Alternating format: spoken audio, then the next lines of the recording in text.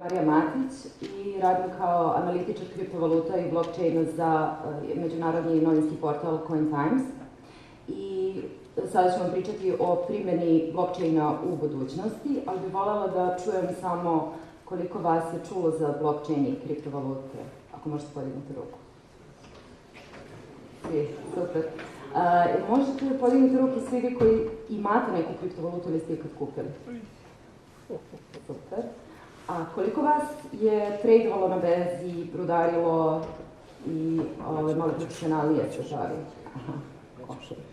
Super, hvala. Znači, tu smo negde, što bi se rekao, srednji nivo poznavanja kriptovalute i blockchain.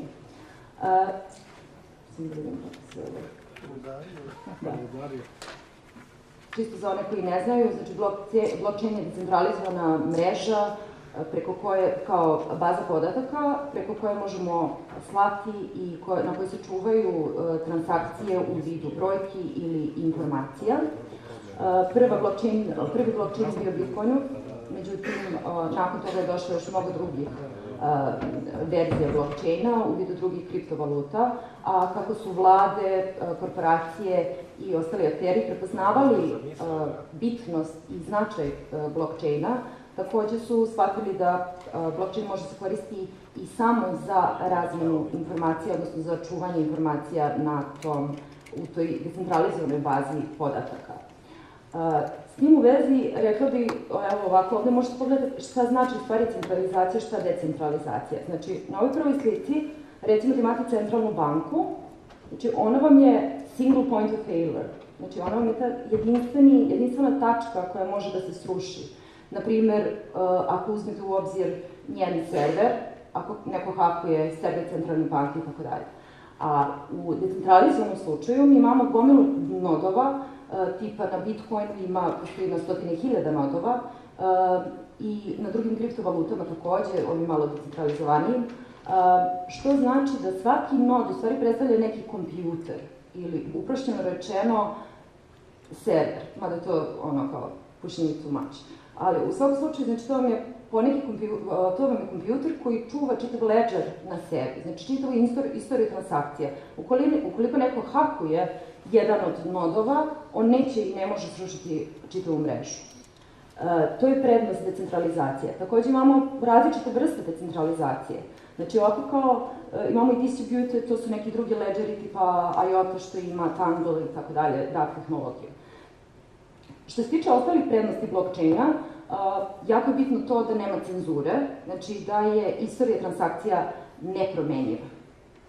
Postoje mogućnosti za napad, kao što je 51% napad, ali na primjeru Bitcoina on bi sad koštao $10 milijardi samo za hardware za rudarenje, bez namještanja toga, bez ljudstva, bez hala koji su potrebno da se smesti čitav taj hardware od vredan $10 milijardi. Takođe bi vam trebao novac koji želite da duplo potrošite na nekoj berzi. Takođe bi vam trebala berza koja trenutno ne postoji, koja ima toliki volumen trgovanja da uopšte možete neku značajnu sumu da double spendujete. Ne znam, koliko vas zna šta znači double spend? Ok, samo par vas. Ok, postoje neki komplikovani teoretski vidovi napada na Bitcoin i na blockchain. Međutim, evo, ovo je samo jedan primer zašto su oni praktično skoro nemogući i iz kog razloga jeste decentralizovana mreža mnogo bolja od centralizovane. Takođe, brzina transakcija i to što su peer-to-peer, dakle direktne transakcije, nema posrednika, kao i motivisanost učesnika koji verifikuju transakcije. Znači, postoji motivisanost u vidu rewards koje rudari dobijaju za rudarenje, odnosno za verifikaciju tih transakcija. Ono što je jako bitno je da je blockchain trustless, da ne morate da verujete uopšte akterima koji učestvuju na blockchainu, ne morate verujete nikakvoj centralnoj, centralizovanoj figuri i tako dalje. Ima još mnogo benefita blockchaina, ali da kažemo da su, znači, prosto bezbednost jedna i sigurnost. Naravno, postoje različiti blockchainovi, postoje različite kriptovalute, neke su više ili manje decentralizovane, neki imaju mnogo više nodova od drugih, I decentralizacija, taj single point of failure se ne može smatrati, ne može samo nod smatrati kao single point of failure. Isto tako i ličnosti, ukoliko, na primjer, prednost Bitcoina je to što Satoshi Nakamoto anoniman. Znači, taj čovjek koji je napravio ili grupa ljudi koja je napravila, koja stoji iza imena Satoshi Nakamoto, oni se više nigde ne pojavljaju. I to je velika prednost, na primjer, Bitcoina nad ostalim kriptovalutama. Imate, na primjer, Ethereum, čiji je osnivač Vitalik Buterin, ne znam, proglašen mrtvim. Bila je neka glasina da je mrtav, ja mislim da je Ethereum u tom trenutku pao $4 milijarde na berzi u roku od sat vremena.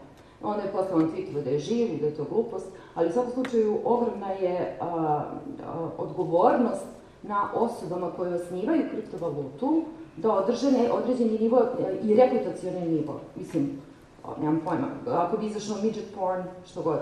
Znači, reputacija kriptovalute se ruši, blockchaina se ruši iz prostog razloga što ste vi single point of failure u tom trenutku. Tako da je jako bitno znati i poznavati određene kriptovalute i znati koja je razlika između njih.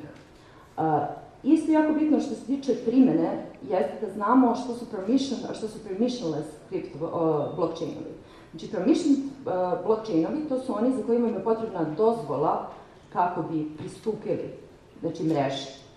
Da li je u pitanju čitanje informacija sa te baze podataka ili unošenje informacija ili menjanje kompletnog tog blockchaina. Permissionless, to su vam javni blockchainovi, tipa Bitcoin, znači kojima možete pristupiti kako god hoćete i kao nod, i da budete rudar i da gledate koje sve transakcije postoje. Znači, isto čisto znate, znači Bitcoin nije privatna kriptovaluta, ona je prilično javna, sve transakcije su javne. Jedino se ne zna ko šalje, mada i to je lako, mislim, može nekako da se otkrije, ukoliko su tu neke velike sume i tako dalje. Ali u svakom slučaju postoje i te privatne kriptovalute koje su, gde ne postoji, znači ne čuva se na blockchainu javno istorije transakcija, kad je poslato i tako dalje. Takođe i postoji hibridi, znači to su različite verzije ovog permission blockchaina. Permission blockchain je taj koji najčešće korporacije biraju da testiraju. I trenutno se radi mnogo pilot projekata na permission blockchainovima, čak i države isto rade na njemu, a ove permissionless su super, pogodne su za kriptovalute i za rešenje kojima je baš potrebna prava decentralizacija. Hibridi, to su javni permission i private permission. Mislim, pojednostavljeno, znači postoje sve dve vrste. Znači, da vam treba autorizacija da komitujete, na primjer, to je za ovaj public permission, ali da možete javno čitati podatke sa blockchainu. I private permission da samo autorizovani nodovi mogu i da čitaju, i da unose, i da komituju. Zašto sam ovo rekla? Zato što se tiče primene blockchaina, ja bih podelila primenu blockchaina na 3 bitna aktera, a to su države, to su korporacije i to je globalna primena. Na državnom nivou postoji gomila projekata koje se trenutno testiraju na blockchainu. Imate, evo, na primjer, glasanje. Zapadna Virginija je uradila pilot glasanje na Volts aplikaciji, tako što je dala svojim vojnicima u Afganistanu i nekim ekspatima da glasaju preko te aplikacije. Smatra se da je pilot, oni smatraju da je pilot bio uspešan i sad žele da čitava Zapadna Virginija glasa preko te mobilne aplikacije. Međutim, ja kad sam pogledala tu aplikaciju, mislim, aplikacija je čist horor, bukvalno je na 4 noda, to vam je kao, eto, na 4 servera, tako rečeno. I ta aplikacija praktično je manje bezbedna od glasanja kako izgleda sada. Zato što, mislim, ja ne verujem aplikaciji sa 4 noda gde ću da my political affiliation, znači moju političku određenost zajedno sa svojom fotografijom da stavim na neki database kojom će neko tamo imati pristup. Tako da treba jako paziti baš na to, ako nam neko u Srbiji sutra ponudi određena decentralizovana blockchain rešenja, Prvo treba pitati, izvinite, koliko nodova ima. Ima 4, doviđenja, ćao, zdravo. Ne znam, ima nekoliko hiljada, 100.000, ok, možemo da pričamo. Takođe je jako bitno pitati ko kontroliše te nodove. Ukoliko je 51% minimum, znači 51% kontroliše, ne znam, korporacija i njihovi neki partneri koje to, ne znam, državi prodala, onda, mislim, to po meni nije prava decentralizacija i ja ne vidim što je tu bezbedno. Ok, dobit će se na brzini, dobit će se na raznim stvarima, postojeće razne vrednosti, ali jednostavno prava decentralizacija tu ne postoji. Mnoge države takođe eksperimentišu sa e-government na blockchainu, tipa Dubai. Pričala sam juče sa profesorom Nortom sa Talijanskog univerziteta u Estoniji. On sad pokušava da blockchainizuje, pošto je Estonija najdigitalizovanija država na svetu, on pokušava da sve to stavi na blockchain, pošto on smatra da njihov sistem kakav jeste konforan, jeste savršen, ali ukoliko se zameriš vladi, ukoliko nešto imaju protiv tebe, mogu da ti izbrišu s lica zemlje. Ti tad nemaš pristup ničemu. Zato što bez tog ID-a koji izdaje njihova policija, na kojem je taj čip, ti nemaš pristup, ti ne možeš da koristiš ni prevoz, ne možeš da koristiš njihov e-government, ne možeš ništa. Dakle, ne postojiš, vraćaš se u pećinsko doba. To ne bi bilo toliko vidno u nekim zemljama trećeg sveta, gde moja baba je miševi svoju polju ličnu kartu 20 godina, je živela srećno i veselo, ništa nije bilo. Tako da, to je slučaj u zemljama malo manje razvijenim. A što se tiče dosta razvijenih zemalja, problem je veoma prisutan taj. Tako da, on radi, na primjer, na tome. Zatim katastar, znači land registry, imamo, znači, vladu Dubaija, imamo Zambiju, imamo razne zemlje koje pokušavaju sad da stave svoj katastar na blockchain. Naprimjer, Dubaj je jako napredan u tom pogledu, oni takođe svoj sudski sistem stavljaju na blockchain, passportless travel i tako neke druge stvari. Takođe, lične karte. Dosta se radi trenutno na blockchainizaciji ličnih karata. Baš iz tog razloga što sam malo pre napomenula vezano za Estoniju. Znači, vaš digitalni identitet ne bi trebalo da bude centralizovano, da se radi verifikacija, autentikacije, znači vašeg digitalnog identiteta ne bi trebalo da radi centralizovana partija. Što se tiče vozačkih dozvola, imamo u Australiji, jedna od država je već stavila svoje vozačke dozvole na blockchain. Takođe, i od saobraćajnih rešenja, Nemačka tu dosta eksperimentiše, sarađuje sa nekim kriptovalutama i blockchain firmama koje rade na tome. Znači, zašto postoje tolike kriptovalute i toliki, u stvari, blockchainovi? Postoje zato što ima opštih kriptovaluta, znači one koriste se za transakcije i to je to. Ali postoje ove koji imaju određenu korisnost za određenu industriju. Naprimer, za Internet of Things, IoT, koliko vas je čulo za IoT, za Internet of Things? Bravo. Da. Za Internet of Things ipak su potrebne neke drugačiji blockchainovi, potrebne su mikrotransakcije, znači, a za mikrotransakcije, pošto IoT podrazumeva vrednost, svaka informacija koja se podeli prilikom, kada neka mašina da drugoj mašini neku informaciju, svaka ta informacija ima neku vrednost.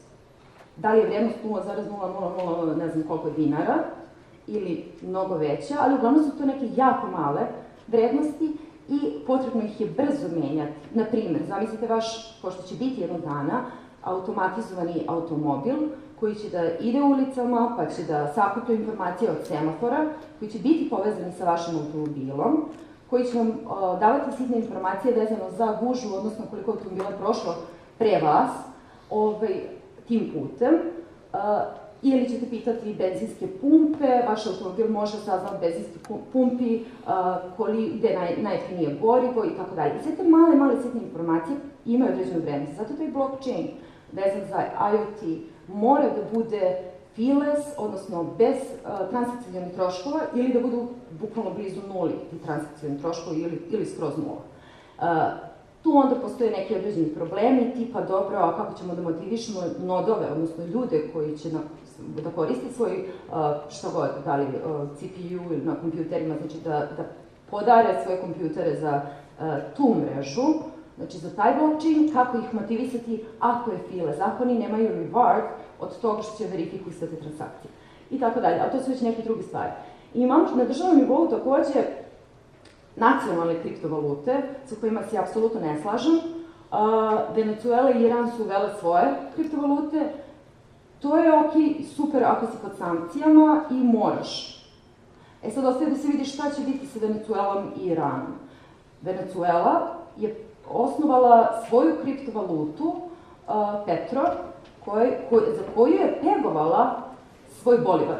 Znači, svoju nacionalnu valutu, bolivar, je pegovala za Petro, a Petro je pegovan za barele nafte, koje su oni odložili negde sa strane. Dakle, umesto zlata, kao što su obične fiat valute, tu su evri, dolari i tako dalje, pegovanje, trebale biti pegovane za zlato, trebalo bi biti, a nisu, nema veze. Znači, kao što su one za zlato, tako je Petro za barele nafte. A onda su, za tu kriptovalutu Petro, pegovali svoju nacionalnu valutu, bolivar. Ona divlja trenutno i sad ostaje da vidimo, kako bude Petro ulazio sve više u upotrebu, da vidimo kako će to uticati na inflaciju i da li će biti neko poboljšanje. Iran, sa druge strane, ima mnogo manju inflaciju, ali oni su radili suprotnu stvar. Oni su real, pegovali su svoju kriptovalutu za real. Tako da oni praktično imaju ništa, oni su znači samo pegovali svoju kriptovalutu za real i ja u suštini ne znam, to im je čisto da bi mogli preko granice da prebacuju novac. Ali generalno, kad sam pričala i složio se sa mnom i Antonopoulos, onako baš veliki stručnjak, da jednostavno nacionalne kriptovalute ne mogu da postoje, a da su stvarno decentralizovani. Ja smatram da ne mogu postoji iz prostog razloga što nijedna država neće dozvoliti da neko ima, da neki neprijateljski entitet ima 51% nodova da drži na blockchainu te svoje nacionalne kriptovalute. Iz bezbednostnih razloga. Tako da, prosto, ne mogu oni da se, ja mislim da iz tog razloga prosto ove nacionalne kriptovalute su čisto zavaravanje, ili, okej, ako si pod sankcijama, napravi svoju kriptovalutu, da možeš da prebacuješ, ja se ne slažem sa sankcijama, tako da, to je okej, jedno rešenje. Što se tiče globalnog nivoa, na globalnom nivou kriptovaluta stvarno ima smisla, što jedino na globalnom nivou ona zaista može da bude decentralizovana, što je super. Tu je velika borba, ima jako puno kriptovaluta, neki su proof of work, proof of stake, ima raznih. Znači, sad da ne zalazim previše, sad pričamo o kriptovalutama. Jako bitan primjer na globalna su socijalne mreže. Socijalne mreže danas, evo na primjer Facebook, imamo security, privacy breaches, kao što je bio Cambridge Analytica skandal, gde je Facebook prodavao informacije o svojim korisnicima, to Cambridge Analytici, koji su to koristili u neke zlonamerne svrhe, kako bi, kako kažem, gurali neki kontent, neke reklame korisnicima vezano za, ne znam, glasanje, ne znam, oni su došli pomoću nekih algoritama do zaključaka da ljudi koji nose Adidas bi preglasali za Trumpa, lupom, ili ne znam ja, do tako nekih zaključaka, ali pomoću silnih tih podataka koji su dobili od Facebooka. Tako da su oni na veoma, da kažem, loš način krenuli da guraju tu političku priču. Ali ne vezano samo za to, vi kreirate kontent na socijalnim mrežama, vi treba da budete plaćeni za to. Znači, gledajte to kao magazin. Vi ste ti koji dovlačite vaše rođake, vaše prijatelje, oni su tu da bi vas lajkovali, pratili, komentarisali i tako dalje. Zbog vas su došli, nisu oni došli zbog Zuckerberga. Tako da, nove socijalne mreže su tu da decentralizovane socijalne mreže, vi postajete kao suvlasnik na tom socijalnom mrežu. Svaki lajk, jedan dinar, na primjer. Znači, bukvalno lajk, ili zavisi kako možete da odlučite. Dobro, naravno, stavite 1000 dinara za igranje. I onda tako. I onda je to jako korisno. Korisno je i ženama što se puće i trče i one treba zarade, ali korisno je i ljudima koji stvarno imaju koristan kontent, pametan, da li su to fotografije, da li je to pisanje neko jako pametno i zanimljivo i tako dalje. Tako da, ne znam, čekirajte, imate Steam i socijalnu mrežu, imate različite te kriptovalute i blockchainove koji se bave, znači, time.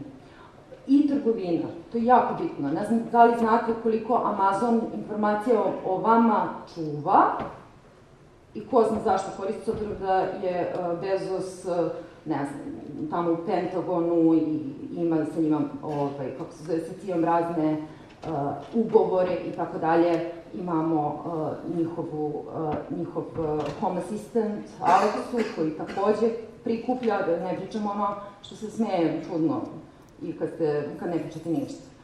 A kamoli to što sve prikuplja o vama.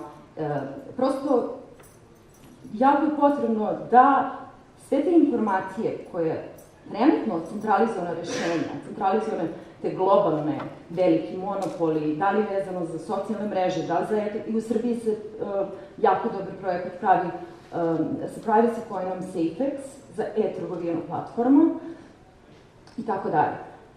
Imate takođe jako bitno globalno prekogranično plaćanja, koje trenutno, znači novac preko granice trenutno putuje po nekoliko dana.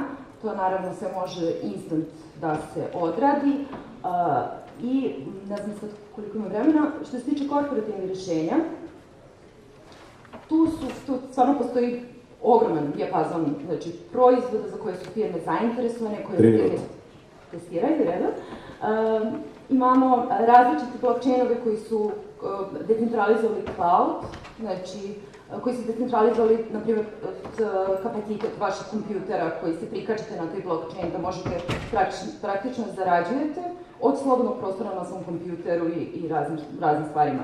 Znači, shipping, na primjer, supply chains i tako da.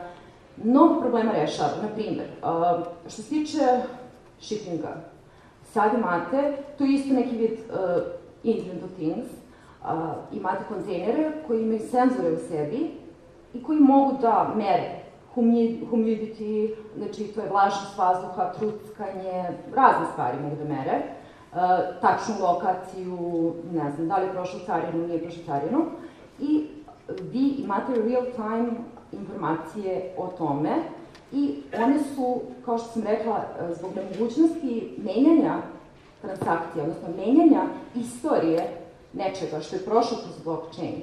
Znači, vi verujete toj informaciji koju dobijete. Da li se truckao, da li ovo, da li ono.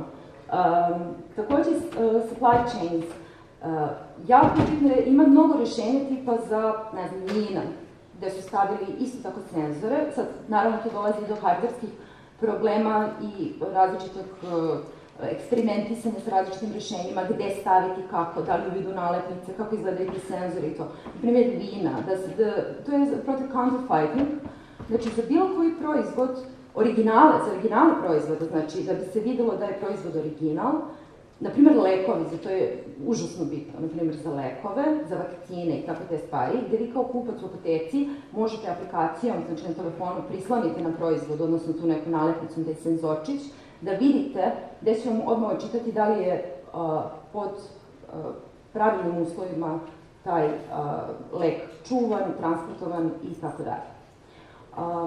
Ne bih više da vas zadržavam, moje vreme je prošlo, tako da hvala vam što ste slušali. Marija Matić, ekspert za kriptovalutu i blockchain, molim za jedan aplauz koji je pristigao. Ima li pitanja? Imamo vremena za jedno pitanje. Da, želite nešto? Izvolite.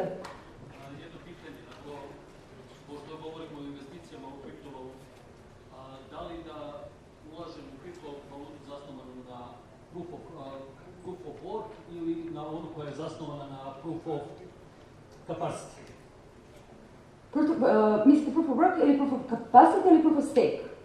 Proof of capacity je sa jedne strane, a druge strane proof of work. Znate kako, ja ne bih smela vama da govorim gde vi da investirate ili ne, zato što, kako kažem, ogromna odgovornost, tako nešto da mu odgovorim.